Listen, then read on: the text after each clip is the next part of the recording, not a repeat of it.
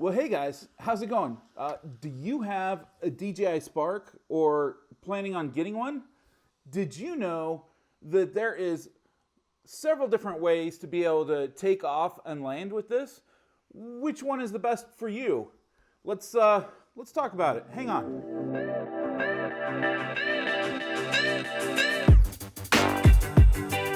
I hope everybody's having a great day. Thanks for sticking around. We're talking DJI Spark, and we're talking about all the different ways you can use for taking off and landing with it. Did you know, well, and Turbo apparently knows because he knows everything. He's just like my kids. But did you know that the DJI Spark has multiple different ways of being able to take off? It's pretty cool. You got different situations. You've got different ways to be able to launch, right?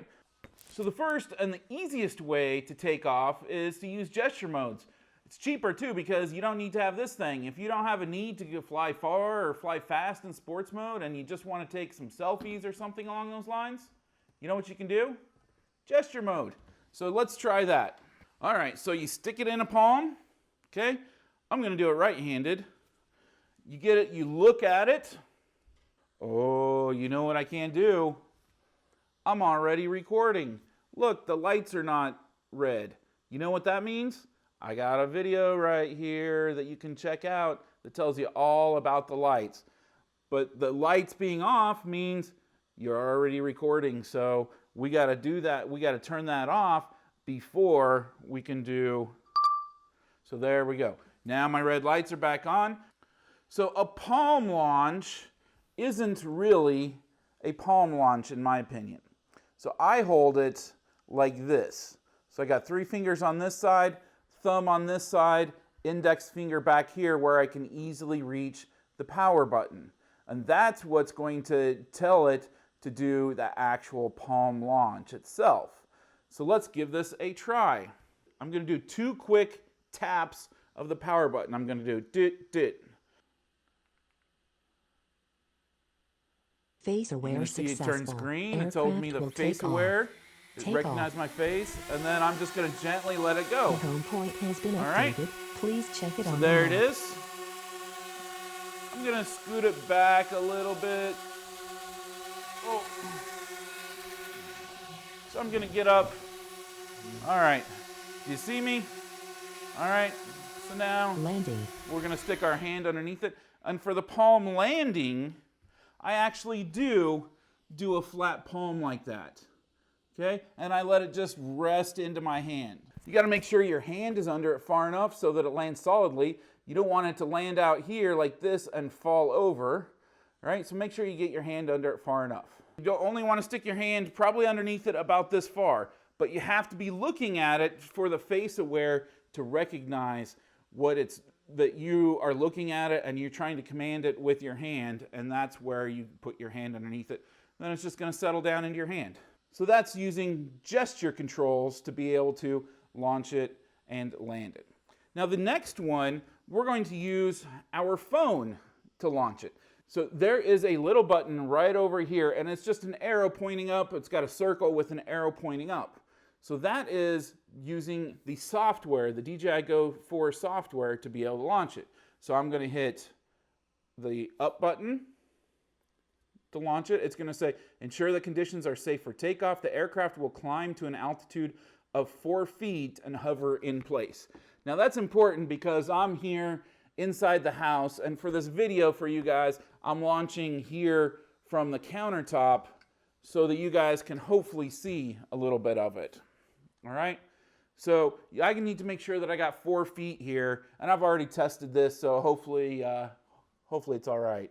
And when you want it to take off, do the little slide to take off. You'll see it start up. The home there we go, and it's going to go up. Please check it out. And it settles in. All right, so I'll just bring it back down a little bit. Now I'm using the remote control. I do have the remote control connected to this. So now that button that we looked at before that had an arrow up, now it has an arrow down. I'm going to press that right there. And it's going to say, are you sure? Landing. I'm going to say yes, and I'm going to watch it because it's pretty close to the edge here. All right, So pretty loud when that gets going. So again, I'm being careful. I'm in the house here. I've already tested this off camera, further away from the actual aircraft. You just got to be careful, right? You don't want to get too close to these rotors. These rotors will do damage. I've seen pictures of people's fingers cut up and need stitches and stuff like that. And I think I've seen a guy got hit in the head with the rotors, the propellers, and had to have some stitches. So just be careful when you're doing anything, especially this close. You definitely don't want to get hit in the eye. So just a little disclaimer here. You really don't want to be sitting this close most of the time when you do this stuff, okay? All right, so we talked about in the DJI Go 4 to use the software button. You can press that button, and then when it's up in the air and you want it to land, the same button actually has an arrow down in a circle, and you press that, and then it's going to ask you to confirm whether you actually want to land or not, and you hit the little slider, you slide it, and then it'll go ahead and land. Now, the third way is using the remote control. All right, so there is, in these settings in DJI Go 4, we can go into the settings by hitting the ... in the upper right-hand corner. Then we're going to go to the third icon down that looks like a little remote controller.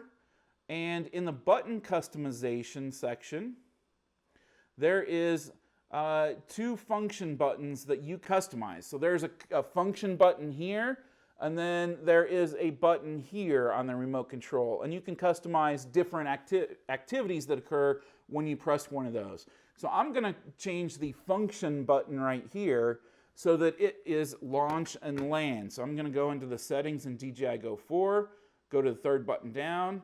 I'm going to click on that, and I'm going to press take off and landing. So now I can press the function button. Take off. And The you'll home see point it's has just been going to go ahead updated. and launch. Please check it on the map. And it's going to go up the 4 feet. Okay? And it's going to sit there and hover. So it's very similar to pressing the button. Here, let me... Okay, now I'm going to press it again. Landing. And down she comes.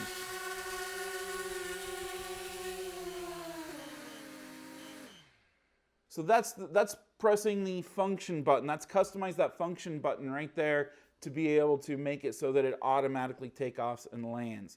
Now, one of the things I would suggest is that you be careful when you do that, because as you saw, there were no confirmations requested to verify that I do want to take off or that I do want to land, all right? So I don't want you to get in a situation where you're going to hurt yourself or you're going to hurt the your aircraft with it taking off when you're not ready for it if you accidentally hit that button, right? If I'm sitting right here and I just accidentally hit that button, well, these are starting to rotate and maybe I get stitches right here, right? So you just need to be careful about that one. I know a lot of people really like that one, and I can see why, but it's just a little bit less safe, I would say. So if you have safety concerns, then just be careful with it, okay? So then the next one is, and this is the last one that I'm going to cover, is using the combination stick controls. Now, I have another video you can check out right here and also in the description where we talk about combination stick controls.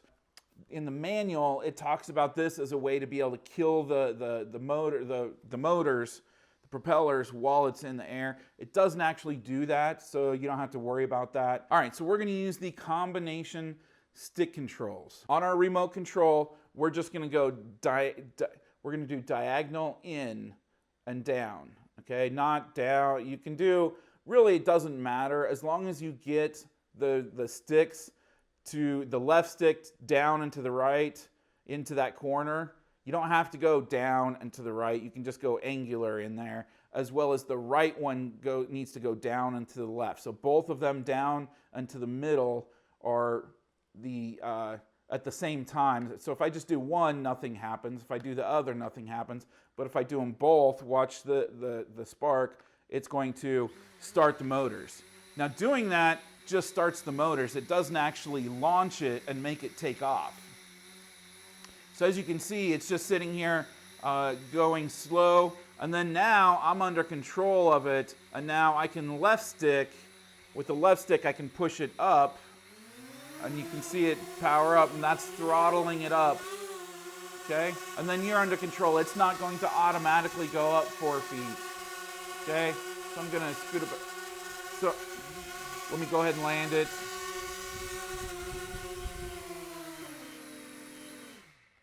So, and if you're watching, I was just with my left stick, just holding it down, okay? So it's gonna come down, if it's at height, it's gonna come down and it's gonna get to about maybe a foot or so off the ground. It's gonna realize, hey, there's the ground, and you just keep holding the left stick down at that point, and then it's gonna realize, oh, okay, I really want you to land, so it's gonna go ahead and settle down. And this is actually how I land all the time. I don't do it on a surface. Most of the time, I'll have my hand out there and I'll land from my hand.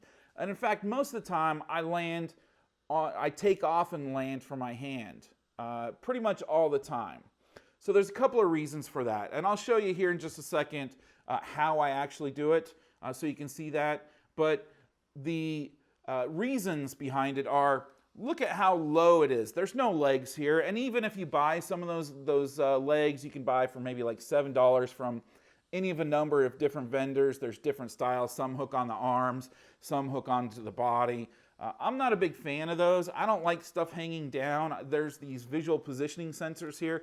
I don't want it to accidentally see those. I don't want the extra weight. I don't want the extra wind resistance. But that's just me. You know, that's up to you guys. I personally don't think adding another inch or two here is really going to make that much of a difference in terms of protecting the Spark. For me, when you're this close to the ground, you got these air vents here that could potentially get debris and moisture sucked into them. You got the visual positioning sensors here that you could potentially get dirt or moisture on and give you incorrect height readings that could cause you problems. That's the big reason why I like to hand launch. Now, the other reason is because of potential magnetic interference, right? So you could set it on a table, but part of that table is possibly metal and is going to interrupt the compass. You could set it down on a sidewalk, but that sidewalk probably has steel rebar in it, which could affect the compass. You could set it down in the street, but maybe there's a pipe running underneath the ground right there. So in my mind, and I don't know that there's any real truth to this or whatever, but this is for me, I prefer to launch from my hand.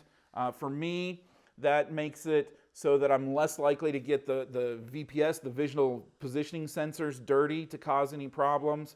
I'm also up off the ground and further away from potential magnetic interference. So that's what I prefer. I've done this for the last 6 months, and it actually works really, really well. So how I generally do it is I will use the button on the screen to launch it, okay? So I'll hold it here, okay? I'll hold it out like this. I'll use the button on the DJI Go 4, and then I'll hit the slider. Then you'll see Take off. Take off. The home point has been updated. Okay. Please check So it then out I'm now. controlling it with the remote control at that point, right? And really, I should have this in here. Okay. So then at that point, you'll see it here flying, and I'll get it kind of in front of me. And most of the time, I'll actually turn it away from me because right now the obstacle avoidance system is yelling at me. So it's telling me, so I'm going to turn it away from me so that it stops yelling at me. And then since I'm in the house, it's still yelling at me. But I'll stick my hand underneath it, and you'll see it recognize my hand there. And then I'll just left stick down and hold Landing. it, and you'll see it land, and you'll hear it start beeping at me. In my mind, I like doing that because then it's not hitting the ground. It's not that close to all that dirt and debris and sand and twigs and grass and moisture and all that stuff.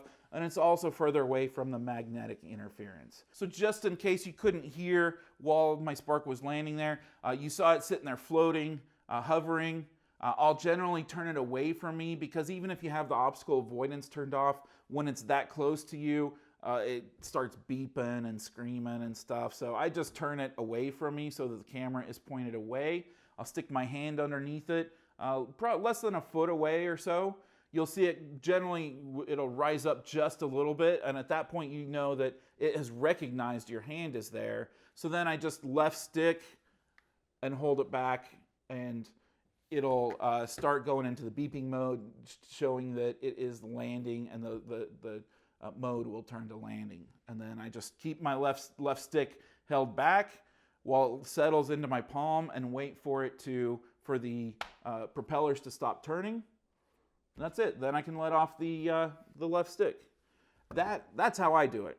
Well, thanks for joining us for this video today, guys. Really appreciate you sticking around, and I'd love to have you subscribe. If you're new here, you're not already subscribed, I'd love to hear how do you take off and land? Do you use your palm? Do you put it on an object? Do you use gesture mode? Do you use the sticks? What method do you use? I'm curious. And did I miss any? I always miss something, right? I know I'm probably missing something. You guys always let me know about it. Anyways, love to see you subscribe. Leave me a comment down below what you think, how you do it, and I'd love for you to hit that thumbs up button. All right, guys. Have a fantastic day, and we'll catch you on the next one.